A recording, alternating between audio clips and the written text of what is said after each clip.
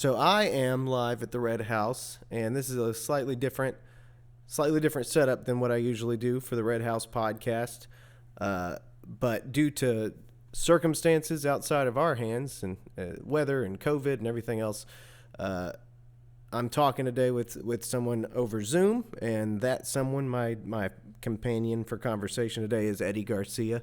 Thanks for taking the call and for making it work around all this stuff. Oh, thank you. Thanks for having me, and thanks for your flexibility too. So, Eddie Garcia is 1970s film stock. He is a member of Spirit System. He is a journalist at WFDD, and I'm sure you've been in 1,000 other bands, including Jews and Catholics, and a bunch that I'm probably not familiar with. So, how's things going?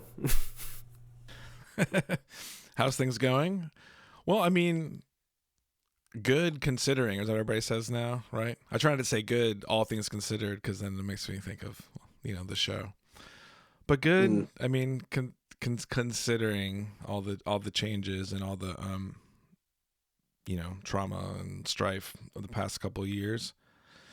My family has stayed healthy, which is the primary thing. I've been able to continue working, which is also a primary thing.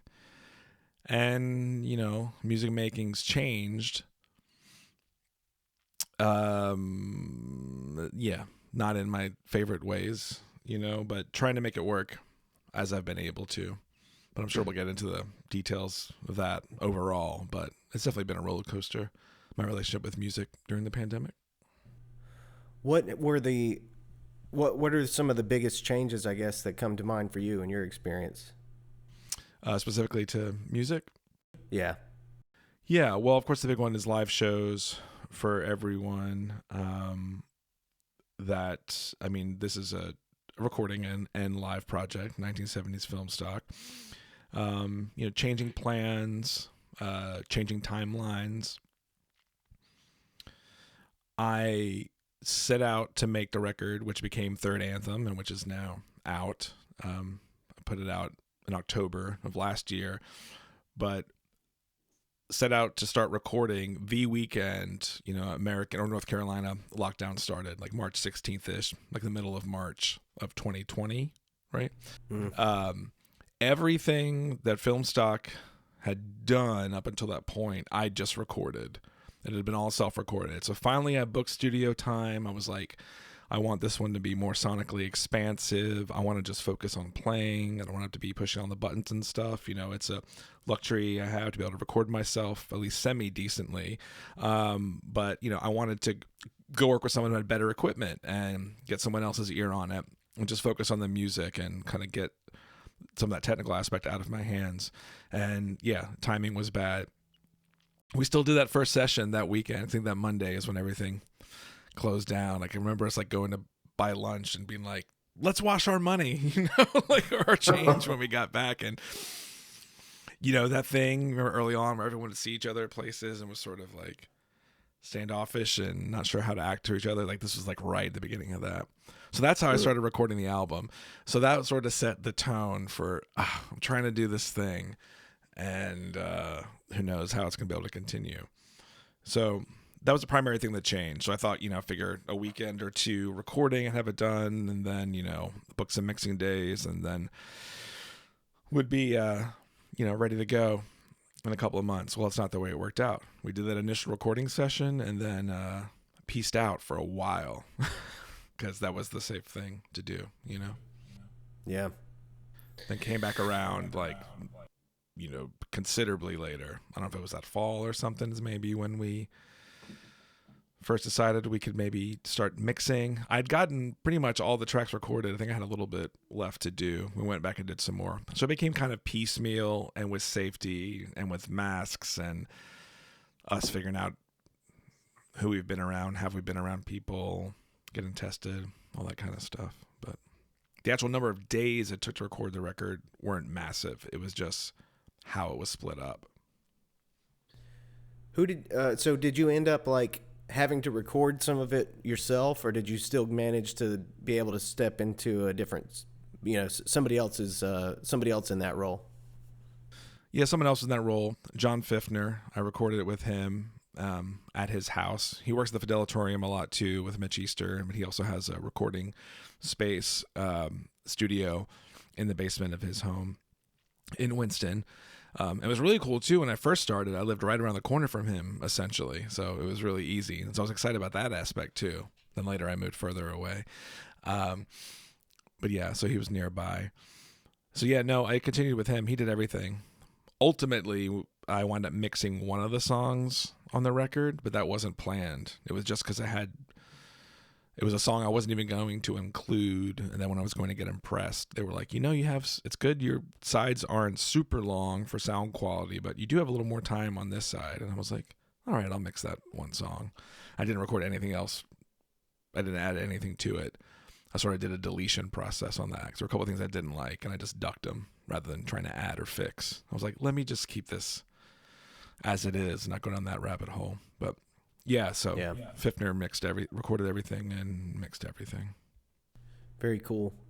Well, I got to tell you recently, I did get to listen through your whole album, and it was like one of the first times in forever that I took an album and just sat down and listened to it front to back with a buddy of mine, and just that's what I did that night, and it was really cool, man.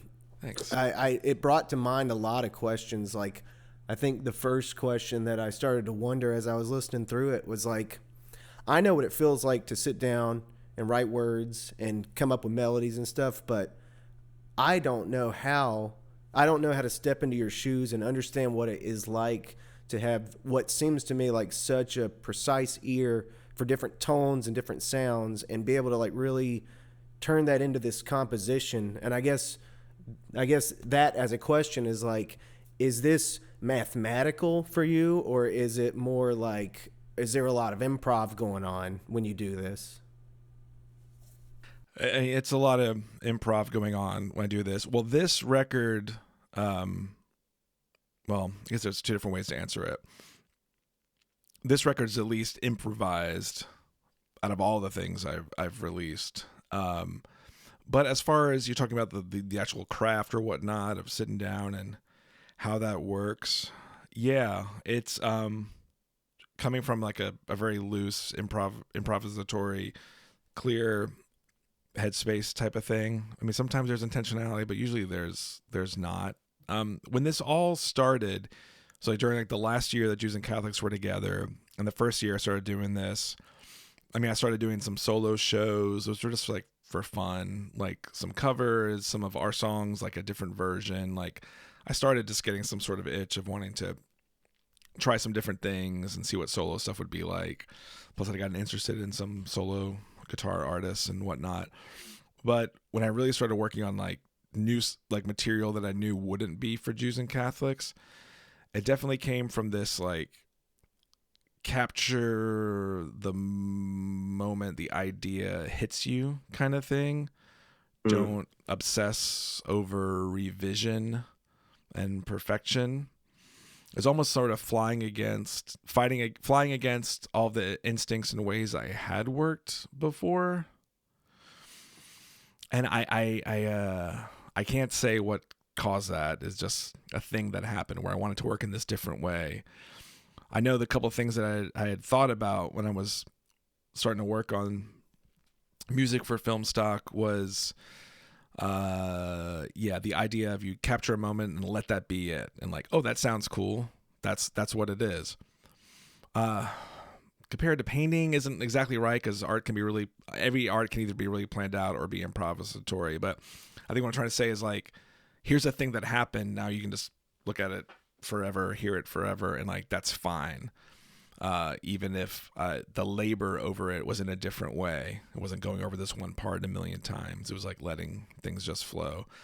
The other thing I thought about was I'd always really been appreciative of simplicity that maybe sounded complicated, or simplicity that sounded more epic and intense and orchestrated, but all leading to this really simple place.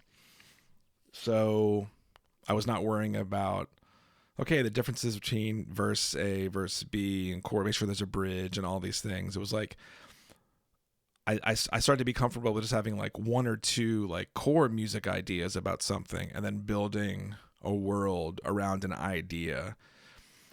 And I mean, in Jews and Catholics, sometimes we'd have songs where like, I mean, I'd write a riff that sometimes I'm like, whoa, that was an amazing riff. And it's something we just did for 10 seconds in a 4.5 minute long song. You know what I mean? So it was like right to the walls.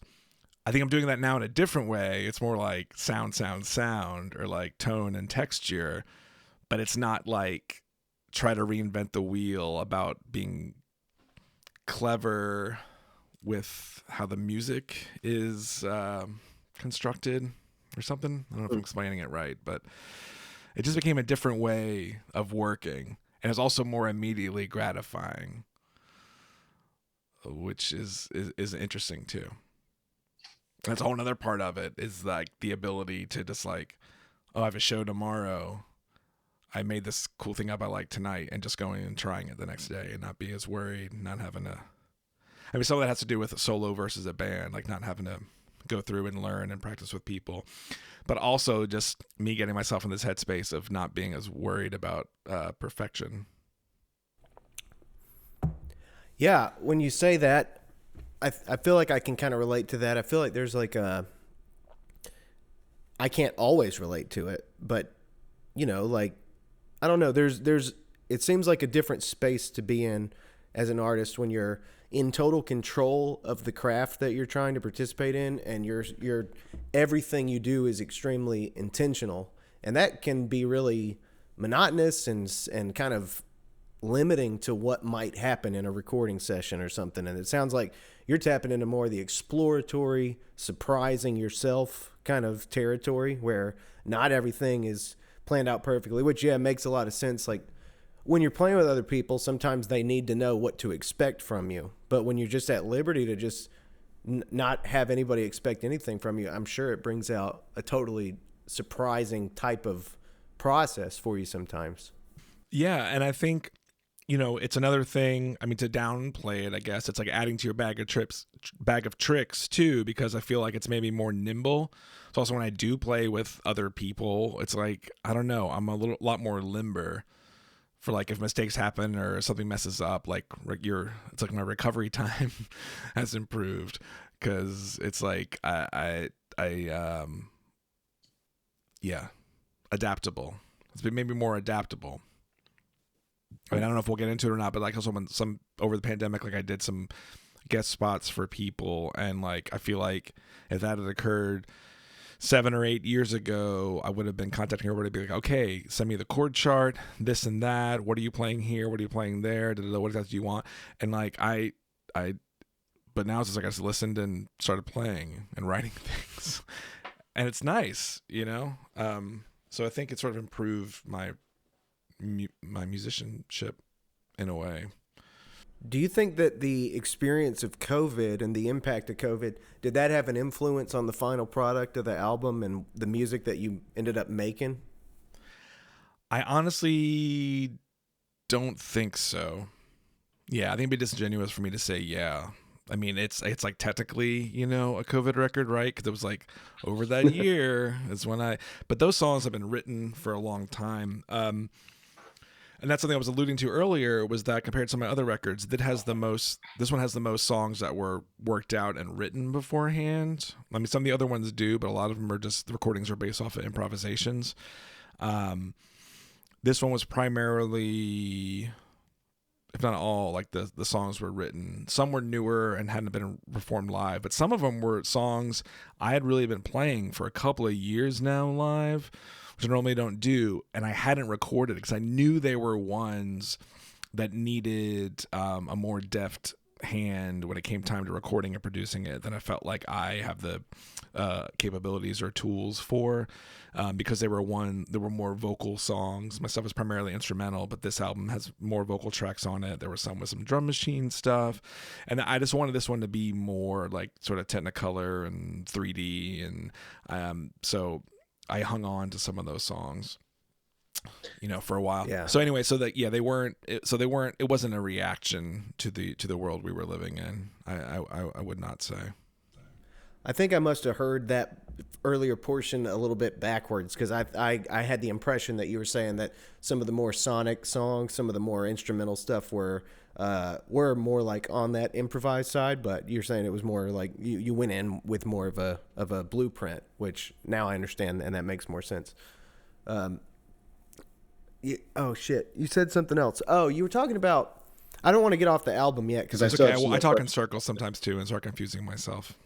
Well, you said something that made me remember when I saw you do the live the live score to No Country, was it No Country for Old Men, right? Yes. Mm-hmm. Yeah. I wondered because when I saw you do that, like usual when I have seen you perform, you know, a lot of like energy comes from you, a lot of like high energy. I'll try to cut that out. A lot of high energy stuff, and um, I was wondering that limberness, that sort of freedom that you were describing earlier about, you know, the difference between totally planned out versus not. I wonder if you could like talk a little bit about that scoring experience and where you were with that, like how you approached that creatively. Okay. It's funny you talk about that limberness and energy. I've always had the energetic thing when playing. I think, but there's a different. Sorry, you just made me think of this. Like, there is one aspect about the whole film stock experience that was like I started realizing there were these moments in not only Jews and Catholics but other bands I've been in, like the moments of sort of chaos, or like sometimes we would leave ourselves some room, you know, to explore. And so I get so focused on those moments and sometimes always wishing they were longer. And I think that it's like it almost became like inverse of what I was doing. I was like, you know, those things that are like 20 seconds of our song, like what if that were the whole song? And I think that's sort of where it started to some degree. No, I got you. Now I'm following your thread now. Yeah. So the No Country thing, gosh, I still think that was the most challenging musical undertaking I've ever done. But not challenging in a laborious, like, I hate life, why did I do this kind of way. Just like the focus it demanded and the work I put into it was just like, wow. It was a lot of time, a lot of work, a lot of editing myself, a lot of rewriting, a lot of one of the biggest things was deciding when there should be sound and when there should be silence. All right, so I can start with that. So that's the big thing. So one of the amazing things about that film is it has no music. There are two tones that happen at two different sections, but there's no score. And I'm not the first person who's ever done this before, but it's one of the fun things. It's a modern film that has like this palette or this blank palette, you know. Yeah. So in my head I thought about it, well, this is gonna, you know, remix the way people feel about the movie, or think of it as like a sort of a emotional remix, because that silence creates that sense of tension and dread that's going constantly, and if I'm playing guitar, that's going to break that up. But if it's wall to wall, if I'm playing music for 2 hours, then I completely removed it, which is fine. Like, there's an artistic choice if someone wants to do it that way. But I kept on finding myself honing it down and cutting back. I still play a lot, a little more so in the first hour of the film too. And I can't remember the numbers right now. I don't have my notes handy, but I think initially I wrote like 33, 35, you know, cues or places where I'd play. And I wound up whittling it down to around 25 or 26 or something. I wound up cutting it back. And those final cutbacks really occurred in the last 2 weeks before we premiered with it. I just tried to get it just to retain some of the, and also then I carved a couple of them shorter just to keep some of the moments right, to have like that tension you get from from the silences. But the overall approach with it, I knew I wanted to do it. I'm a big movie fan, and a big part of this instrumental thing is, you know, it's sort of, an idea of making, you know, soundtracks to movies that don't exist or something like that. So doing a live score is something I wanted to do. I approached Riverin about it, had a few meetings. They were into it, so that was great. And it was really just a matter of sitting down with the movie and seeing what worked. And I think it was all about finding the first chord. And what I spent the most time on was not just the first chord, but like the first 20 minutes of the movie. And that's sort of what I told myself is like, if I can get the first 20 minutes of this film and feel good about it, then the rest should be, cake. And that's essentially how it worked. So I feel like I don't know how many months I worked on it. It was like 2.5, maybe 3, something like that. But I must have spent the first month just on the first 20 minutes. Well, I'll tell you, man, I was really glad after the fact that I got to experience that show that night. It was, I don't know if everybody felt this way or not. I don't know if this is like a musician thing or if this was what everybody experienced, but I think one of the big takeaways for me was like the intense amount of pressure it added to the film experience because, it was like there was something at stake. You know what I mean? Like somebody, it wasn't like 3 years of careful editing that I was seeing on a screen and I knew it was all going to be perfect. It was like somebody in the room was involved in the movie and it was like alive and it was like this could go off the rails or it could be amazing. Like who knows what it'll be. And it's like, I don't know, watching a sporting event or something. It was just like, it's actually happening in front of me and it matters. But in addition to that, I mean, it was just very tasteful, very exciting, very electric, man. I was like right in the middle of it and it was, I honest to God, I think that you use the phrase like emotional remix, which I think is really accurate and appropriate. It emotionally was different watching that movie than it ever had been. And I paid more attention, I think, to the movie than I ever had paid before. Like I saw a different movie than I had seen. And I'd seen that movie like 5 times. It was really a job well done. Oh, thank you so much.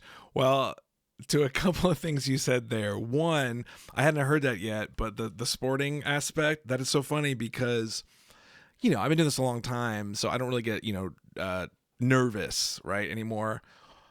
I was so nervous. Like, I don't know, I mean, people could see it or not, but like, I mean, in that beginning, until it really got going, I mean, one of my legs was just like shaking I felt like for so long. So I finally got into the flow. But then once I got comfortable, I was really comfortable, but like, I was sweating so much and so nervous when it first started. And before it started, I mean, I was about on the verge of anxiety attack. I was like on the phone with my wife at a couple of points, Alex. I was on a thread with like some of my best friends. Like I was really panicked. I really thought I bit off more than I could chew. We also had like a sound, not issue, but like a sound decision change like happened like 30-45 minutes beforehand. Matt Tuttle, who's great, he came in and ran the sound for me, and we had done a sound check in the building and everything. I can't remember the details right now, but for some reason we wound up having to change something at the end, and I was worried. I'm sure it had to do with volume. I think because we were mixed in to mix it with the film, so it was mixed in like the Haynes brand. So I think I probably had to bring down some of my like stage volume and. As guitar players, we always get worried about that. And I was like, this is not gonna fly. So yeah, it did feel athletic, at least in the beginning, and I was very, very nervous. And the second thing you were talking about, I have had a few people say to me who have seen the movie since having seen me play with it, and we're like, oh, it's a lot different. It's a lot different now. Like, yeah, I had plans to record it, and like, I wasn't sure if I'd have to do it almost like a bootlegish kind of thing, but like have it as individual tracks, but then also have it as a timed track with the spaces that you could play. I still could do it one day, and then you could play it along with the film. But I don't even know if how would that even work? So you'd be streaming the movie, and then someone would have to play it, I guess, on their phone, Bluetooth. I don't know, but it could be fun. People find a way, man. People find a way. So maybe I'll still do it. I definitely had a few friends that were far out of town that couldn't come because it was a one-time only event, and they asked me if I was going to do it. I even had a friend like make a sort of a cover for the artwork for I was going to release it. and I didn't wind up doing it. I was also supposed to do it again the first year of the pandemic, which is kind of a gap, but yeah, at the Carolina Theater, movie theater in Durham, which is a beautiful cinema, and it seats a pretty good amount, like 250 or 280 or something like that. And a really nice, huge, like curved, like dome type setup screen. And yeah, but the pandemic screwed that up. And I was trying to figure out doing some Alamo Drafthouse ones. That wasn't getting a lot of legs on it, but I still was working on it. So maybe one day I could do it again. But I also didn't record it, which was stupid. It would have been nice to have. I mean, what do you think? Why, other than like some of those hiccups that you had mentioned, what brought out the nerves for you? Like, what made it so different? I think it was what you mentioned, that anything could happen, go wrong, and it relies on me. It's like the movie doesn't stop. It's not like the band can't be like, all right, let's pick that up again. It's like if I break a string, I mean, I had backup guitars, but still, if I break a string, this throws this off. If my loop pedal stops working, which was a big component, what happens if this one amp goes out? What happens? So I was worried about, it was like the technical stuff. I wasn't worried about the music and the playing. It was the nervous of like, if any of these things go wrong, what do I do? And how embarrassing will that be if suddenly I just get lost, you know? I mean, I had like notes. I mean, I didn't write I wrote whatever my version of sheet music or whatever would look like, which was like tabs, some music notation, and a bunch of, just notes tell me what effects were on and off and stuff. There was still there was improvisatory elements to that where like I knew, here's the loop you're going to create during this scene. Here's the scales that work with that loop. You're going to do it for this long. So there still was wiggle room. I still was still allowing myself to react to the screen and react to the music. But it was super specific in terms of the timing and what was going to happen. That was insanely specific. Like, oh, as soon as he picks up the cup, that's when the explosion's going to happen, or like that kind of stuff, like was all written down / in my head. So that was specific, but there was still, in some of the more longer pieces, I had, fluidity to react. How many times have you watched that movie now? Well, I'm worried that someone at Netflix headquarters was like, why did this guy watch No Country for Old Men so many times in January and February of 2019, I think. It was so many times, and obviously I have it on like Blu-ray and stuff, but it was just easier for like where my music's set up, just like with streaming, television. So I'd have to guess. So the full movie, I saw a lot less. The full movie, I don't know,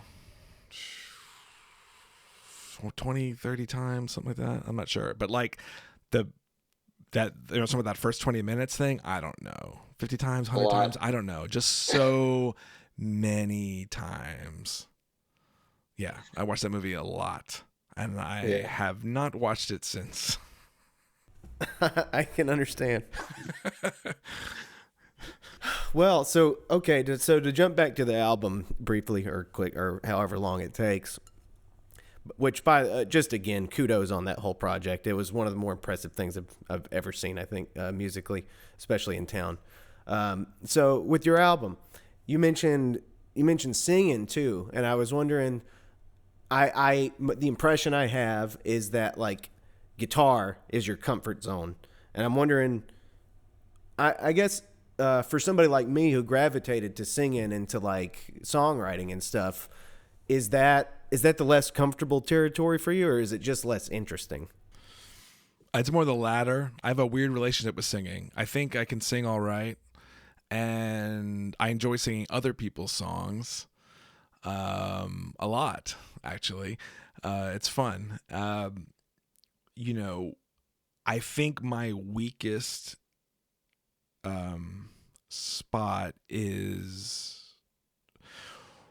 writing melodies. I think is really hard to write original vocal melodies.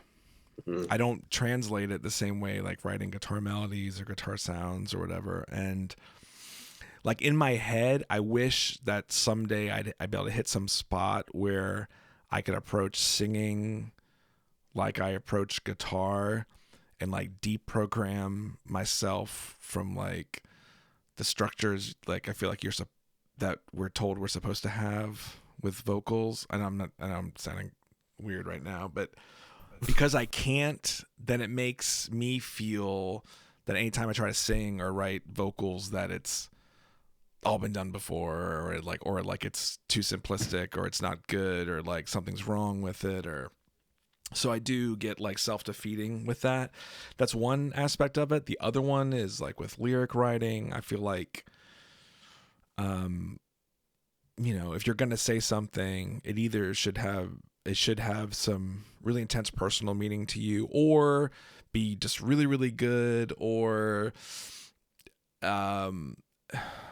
even if you have a poetic connection, if it doesn't make sense, if you have some sort of connection where I think it just has to connect. I think sometimes when I've been like vocally driven bands, you find yourself just like writing vocals because I have to write a vocal for this song because we are a band and I sing in the song. And so here it is. And it's like, and I'm stealing this from, I think it was like William Tyler or something. It was something about like the tyranny of like lyricism and the tyranny of vocals. Like I feel like every piece of music doesn't have to have vocals all the time. Vocals are great. Human voice is the beautiful thing, but music doesn't always need it.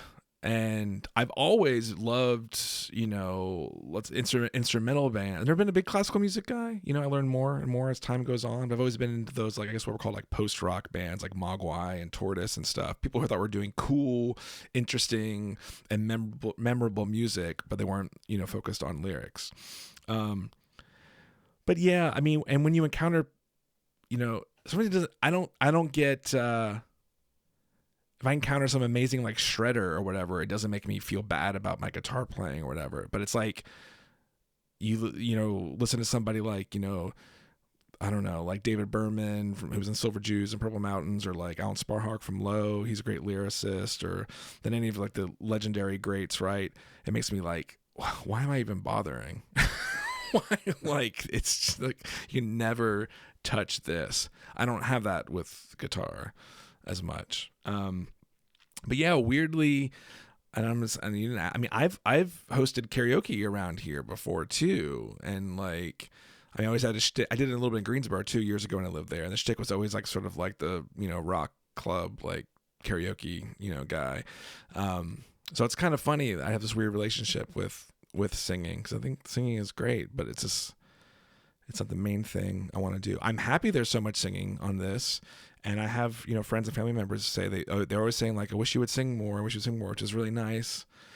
But I'm just like, if it doesn't seem like it needs it, I don't want to just arbitrarily sing.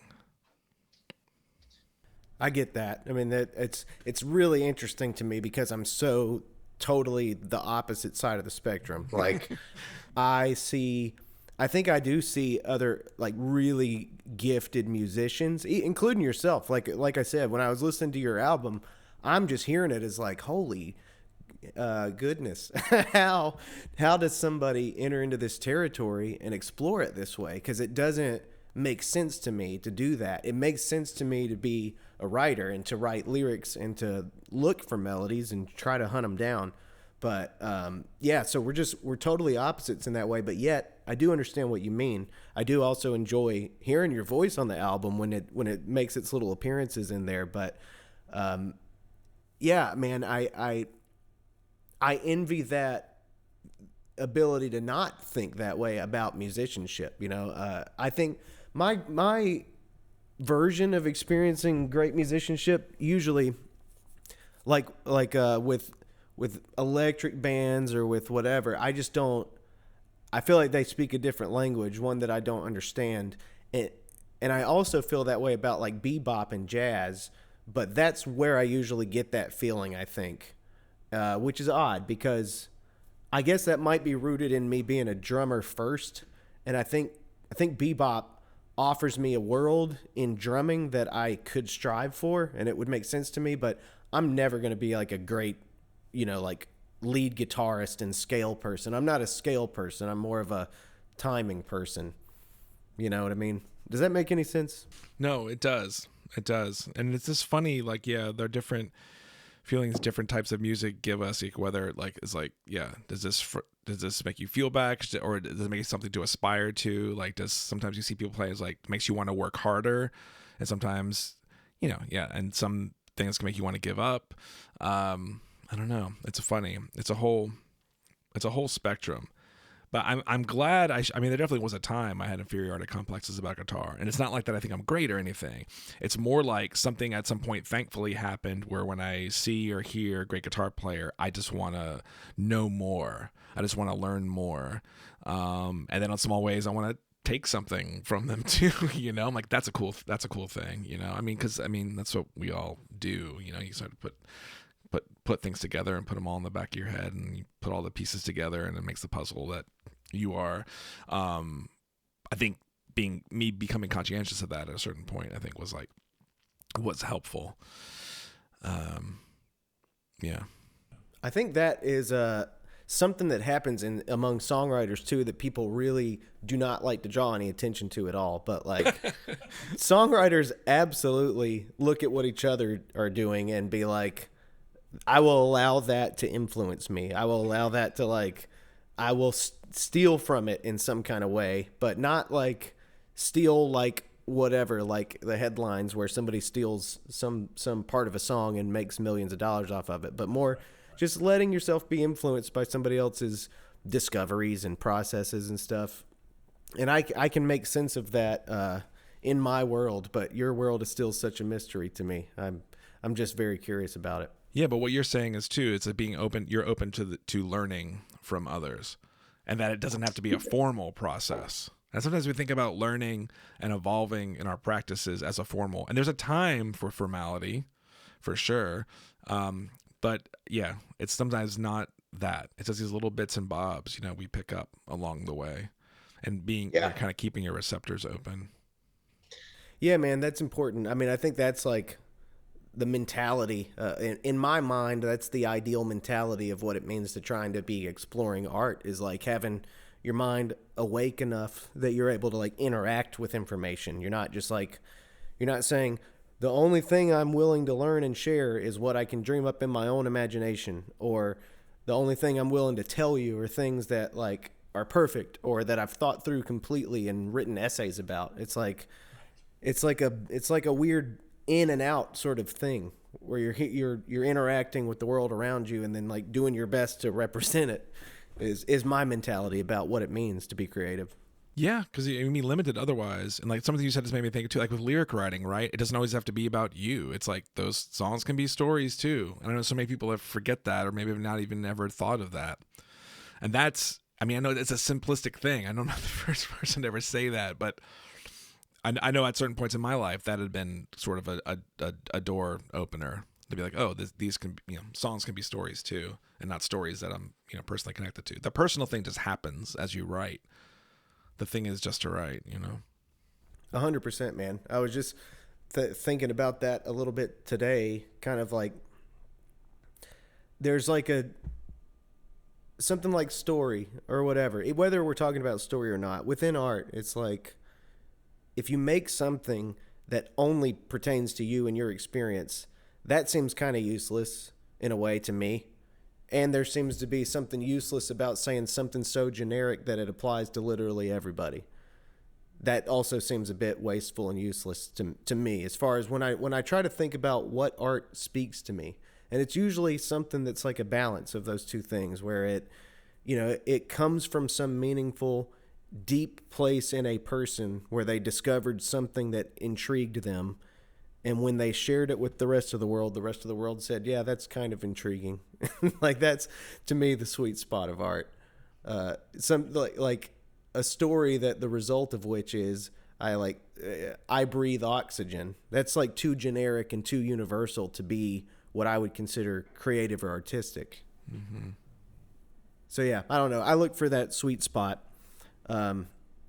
But I keep going back to your skill set, I guess, or your what intrigues you most, just because I guess I just want to know more about it because I know what all of that feels like within language.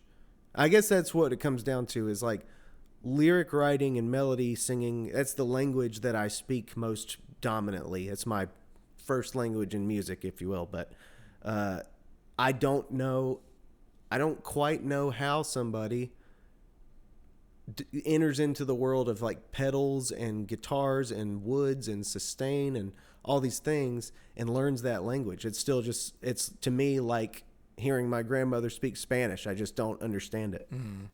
Well, I think, obviously a lot of these things are just or natural proclivities or something, right? And what things we're drawn to.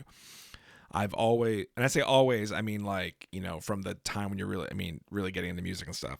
So I started playing guitar when I was 12 and a half. I always listened to music and stuff as a kid, of course, but so it's around that time, some like probably a year to 2 years before that, we're really like listening to music. But I guess for whatever reason, I've always been super receptive to the sound of something. Again, like some people might not care, but like they're focused on like, oh, that I like singing that song. That's a good melody, or like these lyrics, or oh, that's a cool riff. I've always, I've been interested in how something sounds, or why does that sound like this and this sound like that, and why does that record sound so much different than that? And that's why, in the 90s, like a teenager, was very receptive to stuff like Smashing Pumpkins' Siamese Dream, because like it didn't sound like the other grunge or alternative records. It had this like lush, like elaborate, sound. There was something different going on there. And then you learn, oh, well, that was influenced by this album called Loveless that came out a couple years before by My Bloody Valentine. And then that like just blows your brain apart if you're open to that sort of thing, because that thing is all about how it sounds. And that just gave me a whole new approach. And then like, I learned about like Sonic Youth, and I'm like, oh, they're doing all this discordant stuff and alternate tunings, and this doesn't sound regular, but like yet there's melodies in there, but the melodies are not where your head would normally go. So it's a combination of like, I feel like I've always been seeking those things, but then also like those things have always spoke truest to me. And like when sound overwhelms you, it's something I've just always liked. That's what makes my like the hairs raise up at concerts. And it started when I was like a teenager, just like when you feel like washed away in the sound, when it envelops you. Yes, volume and tone, just like it's almost like a spiritual thing for me. That's when music becomes like transcendent or something. And so I've always tried to like tap into that, I guess. Man, that is, it's making me think about things. Like, isn't it crazy that a song or a melody can have, I guess, transcendent, I guess that's the word. It, like, I think of there's this story of when the Berlin Wall came down, and like they did like a Beethoven concert, like Beethoven's ninth maybe or something, and the fact that we can find pieces of music throughout history that absolutely embody what triumph sounds like, or absolutely embody what despair sound like, or whatever. There's human emotions that somehow can be organized mathematically through melodies and stuff. And I can't even wrap my head around that. I can't wrap my head around how one discovers those melodies. But is that, when you're talking about overwhelmed by music, is that kind of the territory you're talking about? Yeah, that is the territory. Well, because it takes you to another place, and it might be specific, or it when music makes you leave your own head. That's, as a listener and as a participant, I think those are the not pinnacles, but like that's a point I'm wanting to reach. It's like if I'm watching your band or listening to your record, and like I forget anything exists, anything else exists, like you did the thing, you did the trick. Mm-hmm. And if I'm playing and I forget about time and reality, and all the worries of the world, and all that, then playing music is doing the thing.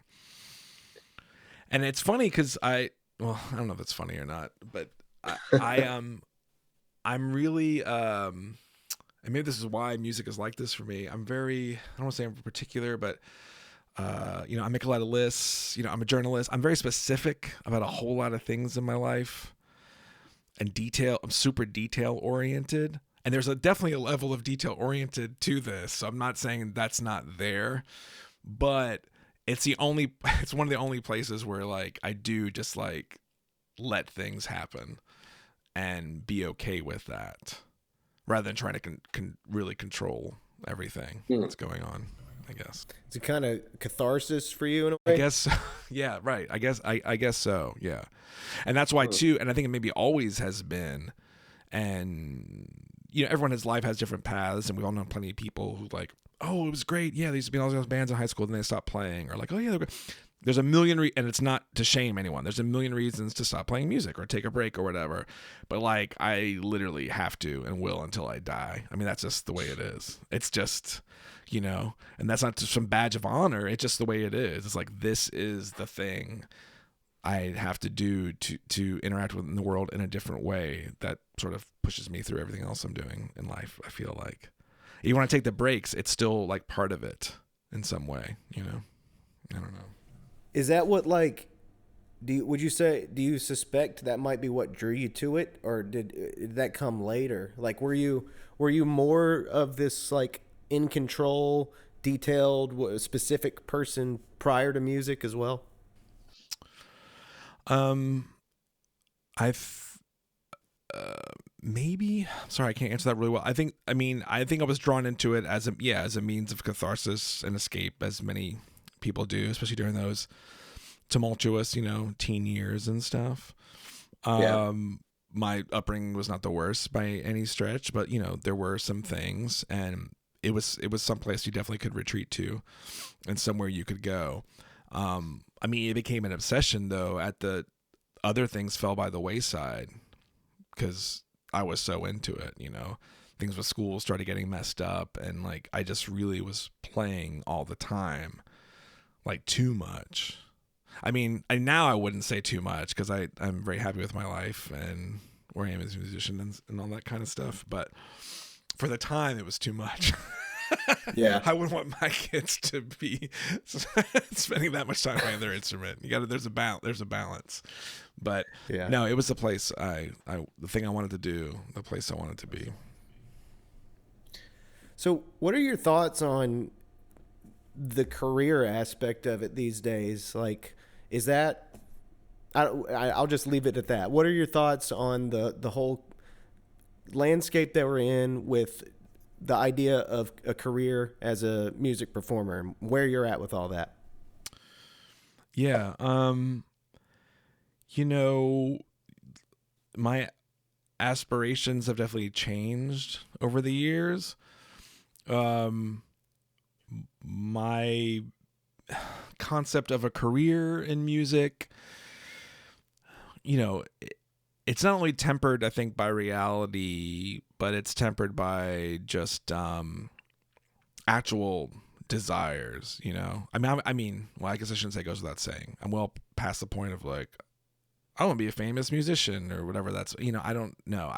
Being personally fulfilled in the stuff you make is kind of one of the ultimate goals. So I think that's one of the most special things. That being said, if I only cared about making music for myself, I would never put anything out. So there is a component.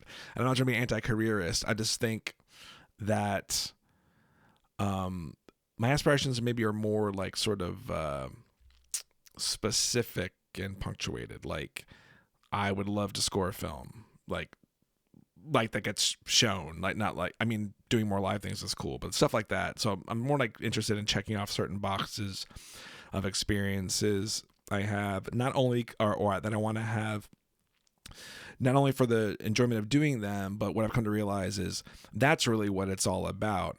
Is about, if you do one thing and do it well enough, then you get other opportunities and stuff like that. And like with being on record labels, and I've been on record labels before, it's not about, just sending out a million emails and back in the day, like packages to labels. It's playing in front of the right person, or a friend of yours knowing someone and getting that one opportunity, and then other people look at you. So like, I think having the years of experience, I think a lot more of it is really just about relationships and about sort of, you know, focusing on what's going to make you happy, and also maybe changing what you mean by success. I mean, I like when I play and get paid decently. It's happened a couple of times, but you know, it's not anything I'm counting on or expecting to happen. All that being said, though, I am really organized about the business end, and have been for a while, and try to keep that stuff straight. And I've talked to and had sort of consultations with, you know, people I respect in the industry who do maybe, you know, sort of like out or whatever you want to call my type of music is, and kind of get their advice about some things and help me get some of my, you know, the business end in order. But I think, unfortunately, the concept of making a living at music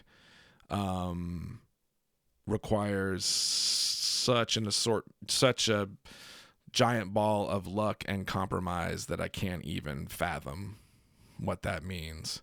So I'm, of course, always in the like, yeah, if it were to happen, great. If suddenly something of mine got picked up and was in some movie or something, and that would be wonderful. But like, I'm not putting all the focus on that.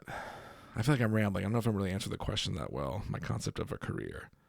It's also different. I think you are. Am I okay? It's also different what I'm doing, and then I also play in a band too, and they might have slightly different ideas, but respect where I'm at too.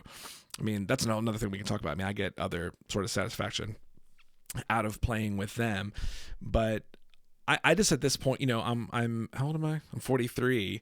It's got to be smart about it, and it's about balance too. You know, I do love my career. I love my family. I like spending time with them and doing stuff with them. So I want the time I spend on music to be meaningful and worthwhile, but I'm not just gonna like kind of chase down some like a pipe dream, you know. But I want to do cool things. Yeah. But like when it's time, these things will happen.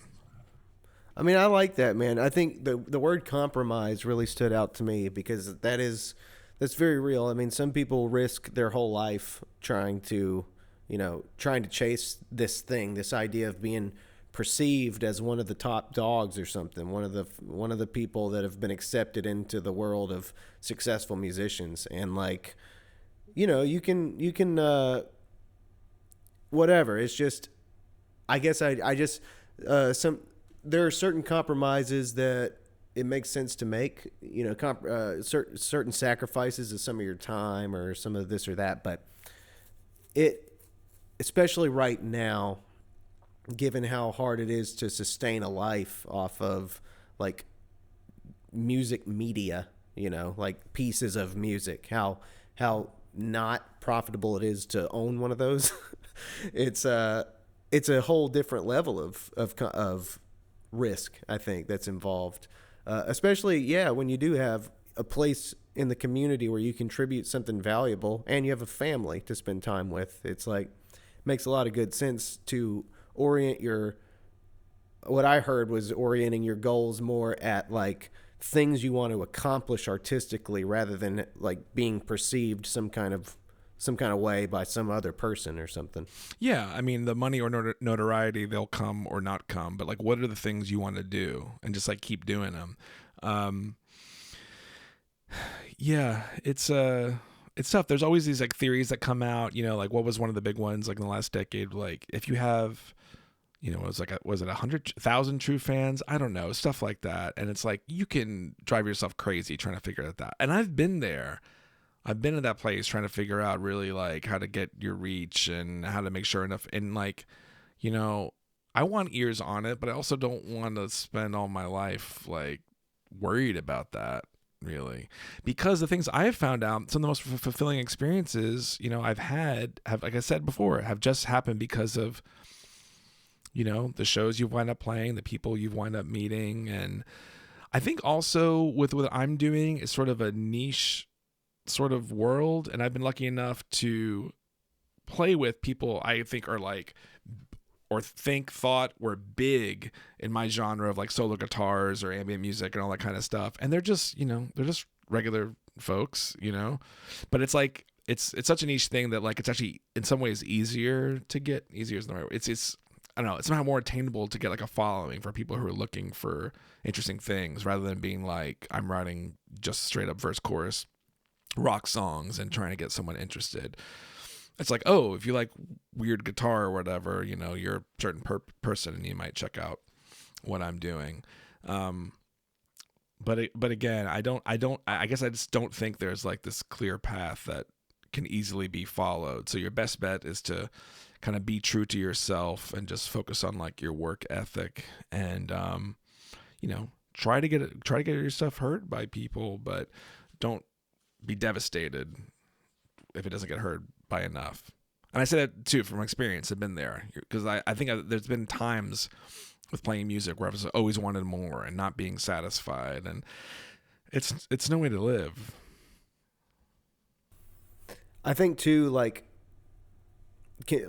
putting as much energy as you can into questioning your vision as an artist and like the depths that you're reaching in yourself and what you think makes a good piece of music. Like that's a big thing for me, man. Is like I make way more music than I put out, and a lot of the time it's like some of those weird little pieces, those are like part of the whole process of trying to reach something interesting as far as I'm concerned. But I don't want to share absolutely every bit of every thought that I have and then like put it out there like they're all equal. Like I want to share those things that I can like put a stamp on and be like, this is something that I think it's worth people listening to. And I think that's another thing that we're seeing a lot now, especially with how things work now. And like, I don't know, it's just a culture of like constant interaction and constant, like look at this and every day, like multiple micro versions of creativity that it's like, I don't know if I was like trying to, I don't know if I'm making this comment like a commentary on art or a commentary on modernity, but I'm just saying that like I think artists in general, it's probably a good idea to like focus on creating the best possible thing you can muster out of yourself rather than strictly on I need as many people as possible to hear everything I do. Right. Yeah. No, I agree with that. I mean, I do think though, I mean, if someone does put out a lot of stuff, I think that can be fine. Again, it's like intentionality, right? I think what I hear you saying is like, if like, oh, I got to feed the algorithm or like content, I have to have the, then in my opinion as well, it's like, I don't know. I don't think that's time well spent. But if you're coming up with stuff and you think you really want to share, I mean, I don't know. Go ahead. For sure. I mean, I'm not going to say I'm not going to say I haven't contemplated being like, oh, why don't I just put out these 10 iPhone like sketches of things I did on Bandcamp for the heck of it. But I stopped myself just short of that. But I can't fault someone who wants to do that. I mean, you can't always know people's intentionality too. So I guess I don't want to be judgmental about what people are doing things. I might be sounding judgmental, but like, I don't know. Just feeding the beast out of some idea of like how it's supposed to be is weird. Here's the other thing, which something you said earlier made me think of. The concept has been, it's like the pop music era or whatever. It's like, yeah, you put out a record, you tour behind it, all that. The funny thing with the pandemic is like, are we going to learn? Are we going to learn from this couple years? What are we going to take back, from like not taking, service workers for granted and on and on? Like, are we going to learn anything? And unfortunately, we're seeing like so many times, have we learned as much as we anticipated or hoped? Probably not. And then I think about how exciting it would be to play music again and see more music. I mean, obviously there was the period last year. We don't have to get into all the minutiae of this. It's been a roller coaster. But play more music live again and all this kind of stuff. But I'm like, have we learned anything from this experience? Because I know like people started selling a lot of stuff on Bandcamp again. People were buying MP3s. People were putting out physical media. People were being supportive. I feel like people were being really supportive of people online. I don't want music to only exist online, but are we ever going to question like the concept of like, oh, cool, your record's really good, I think you guys can do something, now go be on the road for 6 months? Is that really the way? I know bringing music to people is a wonderful thing, but like, is that the end game? Just playing live forever and living on the road? I don't think it's a good way to live. It's not good for the environment. You know, the more we know, like, I think it's weird if that has to be, again, that's something I don't necessarily want a part of. Some touring, be cool. Playing shows, cool. But like, if success means like just me living on the road, I'm like, I don't think I like that idea. Yeah. Personally. But maybe I'm a homebody, maybe. Maybe that's all it is. Maybe it's not as lofty as anything else I'm saying. Well, I would say for me, touring now as if I were 23 would be not appealing. Like, No. You know, doing four days in a row, doing like 7-hour drives every day. Right, sleeping on And, floors like, with our backs. At Yeah. No. Who knows where you're sleeping, and then like coming home with not a ton more than you left with money wise. That wouldn't be worth it to me. But I think my goal, my ambition is like I would like to scale up, and be able to play like decent sized shows in multiple cities. I don't think that means that when I picture myself at 40 or whatever, that I want to be like on the road 180 days a year. I don't really care to do that. I'd rather have like space between them and just maximize and honestly, I'd like for this is what I'm interested in doing some stuff here, like some media stuff here where I guess sorry, I'm bouncing around a little bit. I would like for touring to be available, and I'd like that to be a part of what I do in the future, but at a scale that was more reasonable, more that made more sense. And then I'd like to keep doing the podcast thing as a way to continue to engage with people, but also I'm kind of thinking about ways that I can make music more of a community experience in my life. One thing I'm thinking about is maybe trying to do some music here, like outdoor music at my house, smaller crowds, just friends getting together and just like, I don't know, inviting somebody like you up and just be like, this is Eddie Garcia, and like, this is what we're going to do tonight. Things like that I think would be cool to imagine in the future if touring wasn't the big emphasis. I think like something that really gave you a community experience in the same way that live concerts do for a lot of people, because that's what they are. I think that the digital thing doesn't do it, and maybe we can't do it. Maybe doing it at such a large scale, playing like arenas like Garth Brooks may not be necessary for a lot of people and unachievable for a lot of people, but there's that community thing that we still need, and I don't really know how to get that other than what we've been talking about, other than like you put something out and people get familiar enough with it that they can, like, when they come together to experience it as a community, it gives them that buzz, No, that's true. No, there's holes in my theory because I love going to shows. I guess I just don't want to go on the road like all the time. Yeah, I would like to be targeted in good spots. I'll tell you, man, if you play a festival and play like a really nice venue, like that will spoil you. That's another weird thing too. With sound and me, it's like when you play some places with a great sound, it gets harder to go play like the dive bar where it sounds like garbage. Oh, and yeah. I feel fine saying that. And because it's like, I don't know, I'm old, so I can be a little ornery about some of this stuff, I don't know. Well, you're also an artist. I don't want to worry about half the PA being broken or whatever. Like, again, it's the same thing. Yeah. It's like, I'm not 23, so. But, for the kids that are 23 and playing music, awesome, cool. Have at it. Have at it. But it's not for me. So, I was surprised when I saw you join Spirit System. How did that happen? Well, I've been friends with Eric and Lori and Jared for a long time. They play my favorite kind of rock music. It's influenced by so many things I love. It's shoegazy, it's moody, it's got The Cure, My Bloody Valentine, Swerve Driver, all that stuff just wrapped in there. I've always been drawn to that kind of stuff, but never really played in that type of band. I've had songs in bands that were Jews and Catholics influenced by that stuff for sure. And some people even use some of those words to describe us, but I always felt like Eric and Lori were really doing it. And I'm like, yeah, this is great stuff.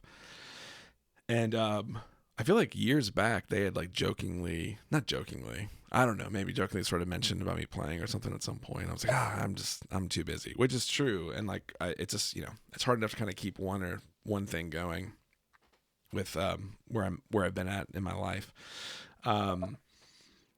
But I guess last summer, they knew the record would be coming out in the early fall and asked me if I wanted to join them to play a couple songs on their record release show at the Ramcat in Winston-Salem. And I said, yeah, that sounds good. That sounds great. And this is just after, it's a pandemic time, missing playing. I had done some remote recording with some people. And I was like, yeah, this is the kind of thing I would like to do. And it's a one-off.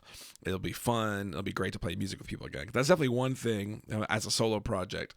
The pandemic really shone a light on immediately. It's like, I want to play music with people again.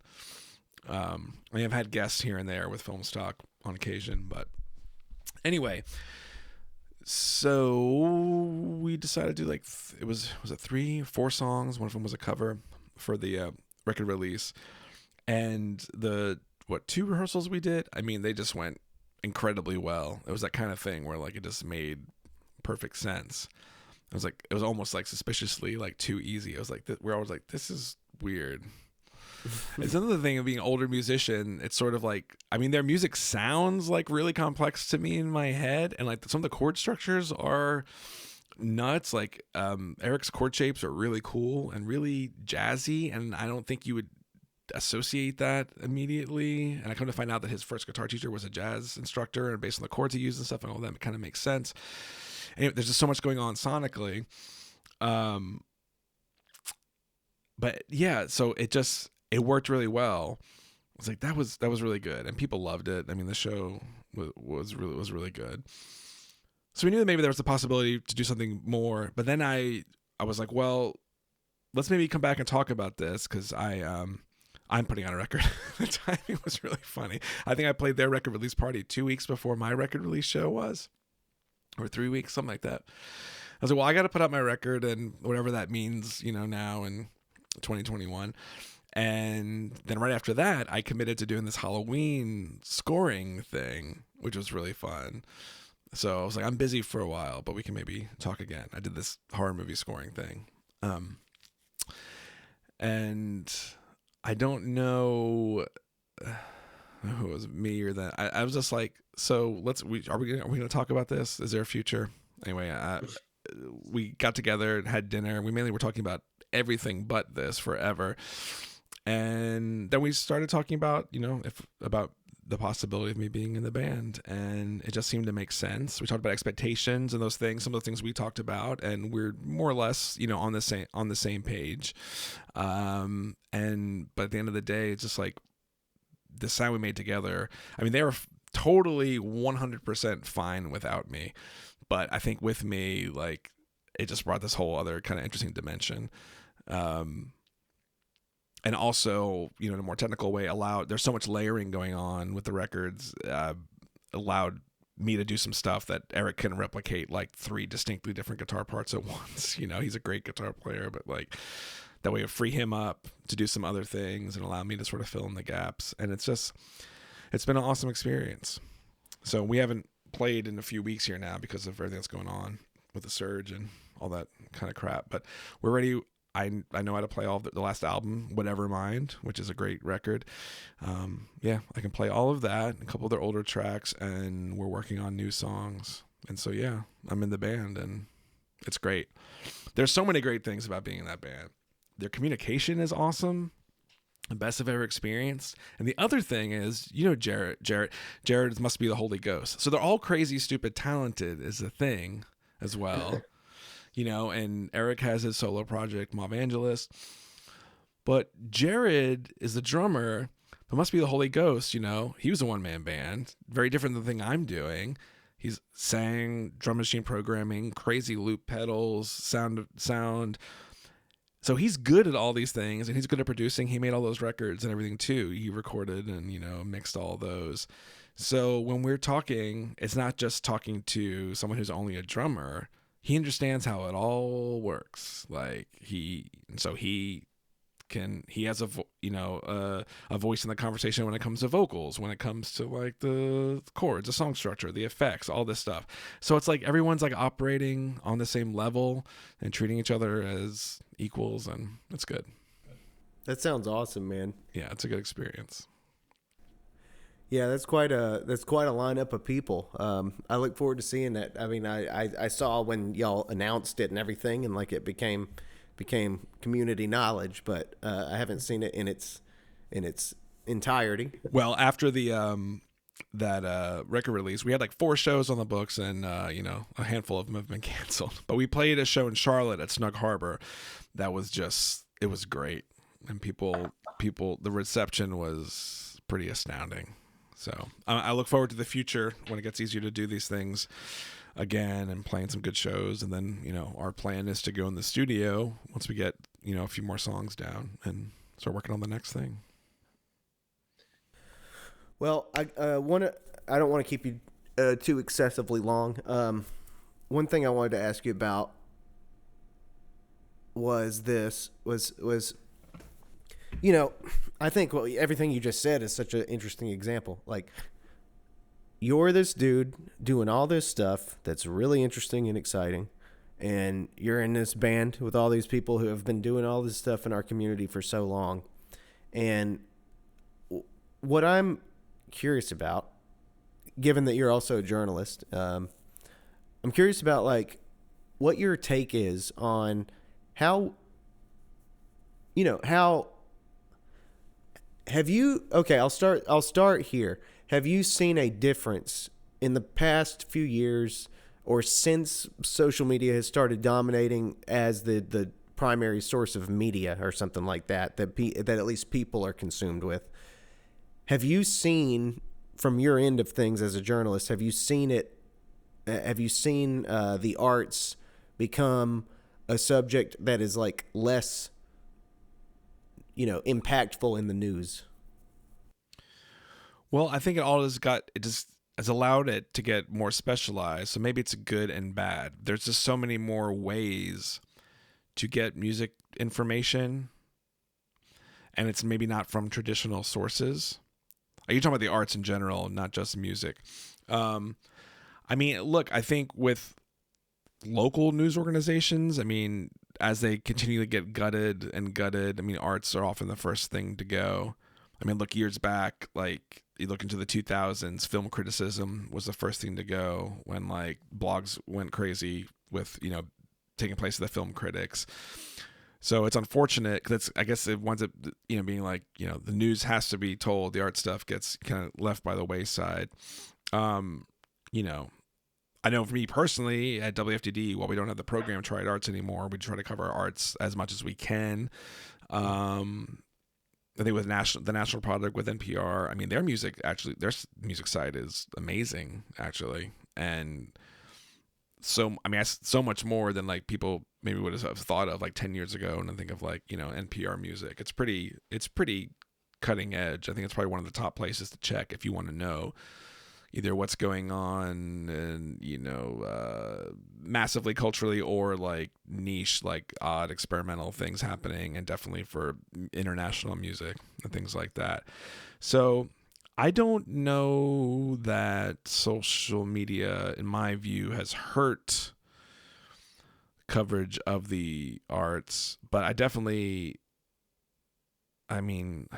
know it's definitely made the playing field, as it were, more obviously thick and hairy. It's made people more aware. It makes it kind of overwhelming to some degree. Now, it's also changed in the past few years with the facts of how the algorithms treat art stuff and treat music stuff. You know what I mean? Because they want you to go toward, because so much of that relates to come to my thing, right? The arts, come to my play, come to my concert, come to my art opening.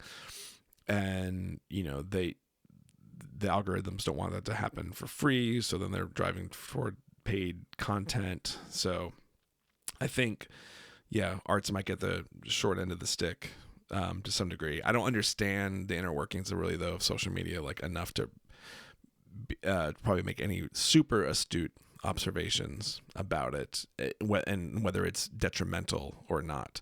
Because I still I still get exposed to stuff via that myself. So like, and I think about, you know, my 18-year-old daughter. I mean, I think they're, you know, they utilize it to find out about new music and stuff for sure.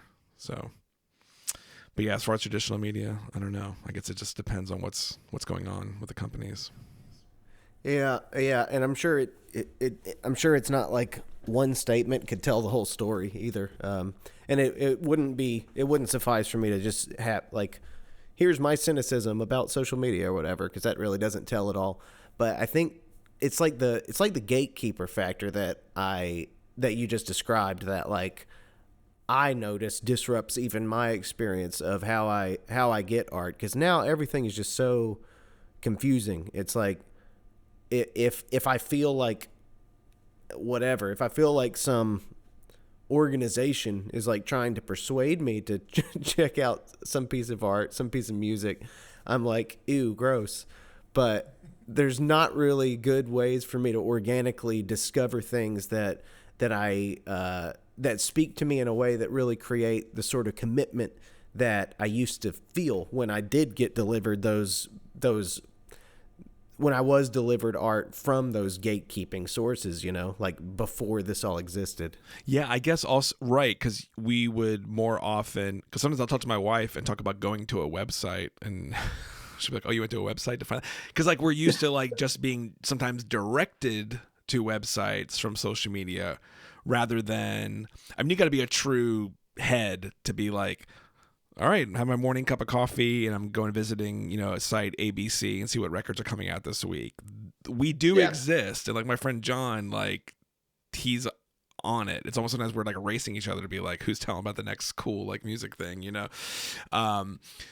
But for most people, like, yeah, they're not, it's, yeah, there's so much choice, I guess, out there. It's like, where do I go? And then that becomes a new habit, because the habit is social media. So if the habit isn't showing you the arts, yeah, that stuff I guess could fall away. I don't know. I guess it's hard for me to take a macro view on it. All I can say is micro. I still am someone who's like try more or less stays on top of like what cool films are coming out, and to some degree what music, the music stuff is becoming a little bit of a roller coaster, but what music is coming out. But yeah, the process isn't like as organic as it was back in the day, but I think that's okay. I think there definitely maybe was a time where I would be more like, oh, well, you used to go into the record store and the cool person would suggest that. And I know, and you know, things have been lost with how music is distributed now and with social media. But I think, I mean, me and you were not exactly the same. We're different ages, but like, I try not to think of like, but I think the other generations have gained something else in a different way that maybe I don't completely understand.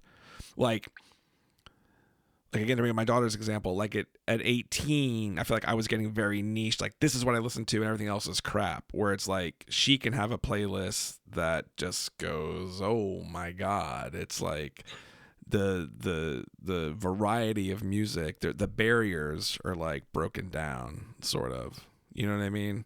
Like, it can be so many different things, and like they're open to more genres of music. I feel like a lot of us were like, I like this kind of music, and still so many like people, friends I have that are into music that are my age, are like, nope, I just like this. And that's unfortunate, and it's so boring. It can be so boring. Like, there's so much more out there. And I think younger generations are more open to so many genres. And also the even concept of genre is starting to get like obliterated, which is... I'm glad about that. Which is interesting. Yeah.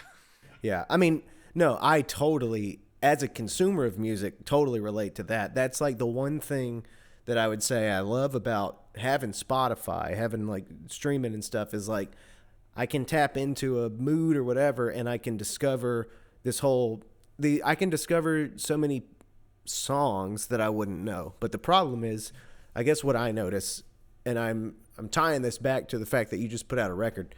I also notice that I just have a very passive attitude about the artists that I hear. It's very few and far between that I'll hear a song that I like so much that I'll figure out who made it first, and then I'll like go to their YouTube page or go to their Spotify or go to their whatever and figure out who they are and like actually explore it. And that's probably happened, I don't know, 2 or 3 times, I would say, in the last, honestly, like 2 years that I've come across a song that hit me that hard. And usually it's a lot more like that one I can bear to have in the background again sometime. Like that one's interesting enough that I wouldn't mind passively hearing it again.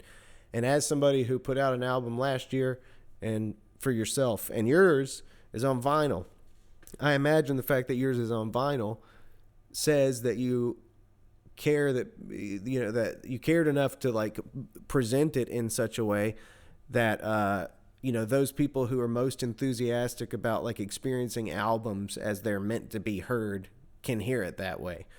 I guess as an album maker, does that suck a little in your mind?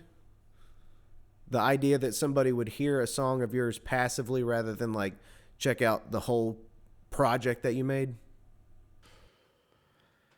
No, because again, this means like relinquishing control. I feel like, so I already knew I didn't have a promotions, and maybe I'm going to the, you can let me know if I'm going in the wrong path with this, but like, I already know I didn't have like a, $5,000, $10,000 PR campaign for when the record was coming out. So my expectations are already tempered, because it's cynical but true to most degrees that like, if you really want you have to do that if you to have a better chance at getting coverage, again, if that's the goal. Because I think if you're talking about, say, one of these artists you like, if you heard about them, if you're able to easily find articles and stuff about them or reviews and stuff, that's helpful. If that doesn't exist, you're going to stop looking. If all you can find is like their page or like their Bandcamp or whatever, that could be cool. Maybe they'll pick up some more things, but you're going to stop after that. So I think unless you have like a lot of press stuff out there, there's like a place you sort of maybe you hit a wall as someone who's hearing something new for the first time. I don't want to say I fumbled this release, but I knew it wasn't going to be as grand as maybe it could have been, not, still being COVID time and not really knowing what the sort of promotional strategy would be, knowing I couldn't really support it super well with a bunch of shows. And look, I was a little lazy I played my record release party and that was it. Kind of fine that I didn't book a bunch of stuff, because look, everyone I know is just getting canceled, and now the new band I'm in, stuff's getting canceled. So like, I think I'm gonna know when it's time to like do more stuff again. It's just, for me personally, it's not. And some people are still moving forward, and that's fine. That's their decision. But no, I'm not too bummed out that if that's making it harder for people to learn more about me. I feel like the interest. The interest is going to happen. It's going to happen. I think we're all just so... I mean, you've probably heard more things you were actually interested in that maybe you would have looked up, but like, we're just pulled in so many directions and we're on our phone in front of a screen so many hours a day. It almost becomes like another thing to do, to read about a band, or, it's hard for like the thing you're on, for, at least for me, I guess, for so much of your day to also be then a source of like, cultural fulfillment or entertainment. That can kind of make it difficult too, I think. I mean, I think you're on point. It sounds like you have a much more chill attitude about life in general, probably, than I do. You're the only person who's ever said that. Really? I think I have a chill attitude about music, about making music. I don't about life. I'm notably unchill, but thank you for saying that. Well, I guess when it comes to, because I'm honestly like, it bothers me where we're at with media consumption and stuff. And it's like, I'm not trying to change the world one podcast at a time or something like that, but I'm just like, so I just don't relate to it a lot of the time. I can tell that it exhausts me. I can tell that like the way that we are so given to like what social media has done to our senses of like where we are in the world and how important it is to like get responses for like how would I say this? Social media, something like Instagram, seems to have like programmed some of us, including me, into this place where I'm like, how important is it? I have to ask myself the question, like, how important is it to like post something about just like my ordinary life and like want to be rewarded for that? And then like, how does that compare to like posting information that, hey, I've just created this thing that took me like a year and a half to make, and it really like your experience of it kind of tells me whether it's good or not. And then like not really having a clear idea for how to compare these two things, because like some picture of me, it's pictures of my yard with snow on it, like might perform better than this artwork that I've made. And it's sort of like I get the feeling sometimes that culturally right now we're just kind of due to the way that we consume media, we're just like kind of divorced from the whole big like creation thing, and we are now like we're gravitating more and more towards small sort of mediocre ways of expressing ourselves. I mean, I agree with you to a certain degree. I mean, I literally was just this morning, like in some coffee kitchen discussion, found myself saying like, how many more years before we don't rely on like the Meta company or whatever for like all of our promotion or letting people know about anything? And yeah, I mean, it is lousy. I'm just not going to lose sleep over it because I have no idea how I could change that in any way. And I am someone who's like, I mean, we all have taken breaks from social media and stuff like that. And I always come back to like, well, considering my profession and that I'm a musician, I really can't, because how else do you know people about stuff? But meanwhile, I'm always like super jealous of people who like just don't mess with it at all. But we have to a certain degree. Look, let me put it this way. Like, I made enough records where I'm going to have them for a while, especially, not playing a lot of shows. I have barely any followers on Spotify. Kind of stinks. I don't know why. Whatever. I'm not control the algorithm. I even have a friend who works there. He can't even explain. He can't explain it to me. He can't do anything for me. I'm mixing one of his record right now. But you know what? Through my own little small channels or whatever, I've sold around 100 of them. To me, that's success. I don't know. I made a thing. I sold 100 of the thing. The thing's been paid for. It's in profit territory. So the business end satiated. I still have more to sell. There will be a new day. Where we are now, I mean, with how we communicate to each other and how we promote music and stuff, it won't be this way forever. I just not plugged in. It's not my world to know what's next. But it's all changed so many times. I assume that it's going to change again. I just don't know what that is. That's what I'm saying. Back to the thing I said earlier, I think what's important, which I need to keep working on, is cultivating relationships. You can't control the algorithm. You're never going to know how much content to put out. But did you wind up making friends with the music supervisor for PBS? Great job. Maybe you have placement now for the next 10 years. Do you know what I'm saying? I mean, and I almost presented that in a crass-ish way, but I mean, I've had little things like that happen to me in life, and I think that's the thing. And when my album Birds was on this really super hip label out of Brooklyn, it was because my friend who worked at Spotify was like, dude, you should listen to this one song. And the guy liked the one song and got in touch with me. So it's not by anything I did or some magical algorithm trick I did. It was a human being like, listen to this guy. And I think at the end of the day, I think it's about the cultivating relationships. I think it's maybe the only path you can maybe somewhat control towards success, and you might make good friends along the way. So it's like a double benefit. Yeah, 100%, man. Like it's a when it comes down to it, it's a human filled community of all these different people that play different roles, and that's. I mean, I think when you treat it that way, you appreciate it more. You appreciate the people that you meet more than seeing them as an object that might make you more successful than you are. But like actually relating to them as people, I think that's probably a really good foundation for it to be built on. Which also, you points to another problem, which is, did you see that? Have you seen that they're like doing metaverse concerts now? No, I haven't seen that yet. Yeah, it's a thing. I think that they've already happened.